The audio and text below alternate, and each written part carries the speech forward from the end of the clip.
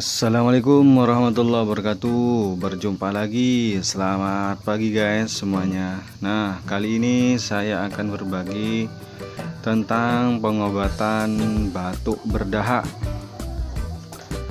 Nah, di musim yang tidak menentu ini, kadang hujan, kadang panas, maka sering sekali banyak yang terkena penyakit batuk, dan itu sangat mengganggu sekali terhadap aktivitas kita.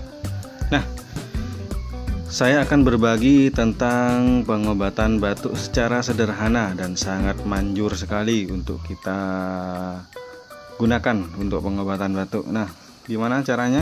Mari kita lihat bersama video ini. Pertama yang perlu kita siapkan yaitu jeruk nipis, bawang merah, dan kecap manis, terserah. Ini kebetulan saya pakai kecap merek sedap. Nah, sebenarnya terserah pakai merek apa saja, yang penting kecap manis bukan kecap asin. Oke. Yang pertama, kita ambil separuh dari jeruk nipis ini. Usahakan yang agak tua ya, biar airnya banyak ketika kita peras. Ini langkah awal, kita ambil jeruk nipis cukup setengah saja.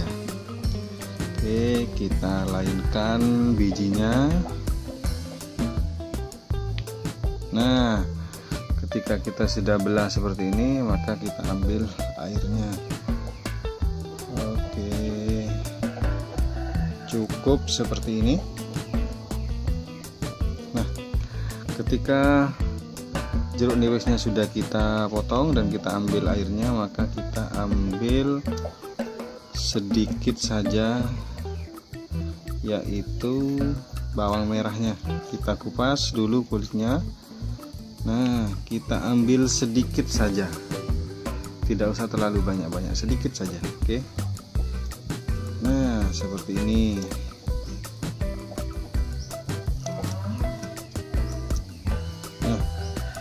Segini saja sudah cukup, atau kalau tidak mau diiris, kalian bisa parut, dikasih air sedikit, lalu dicampurkan ke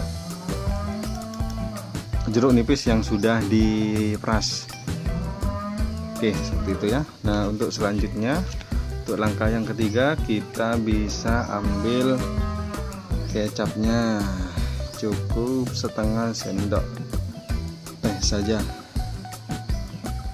Oke, segini aja sudah cukup. Lalu kita campurkan. Nah, setelah itu kita aduk-aduk sedikit.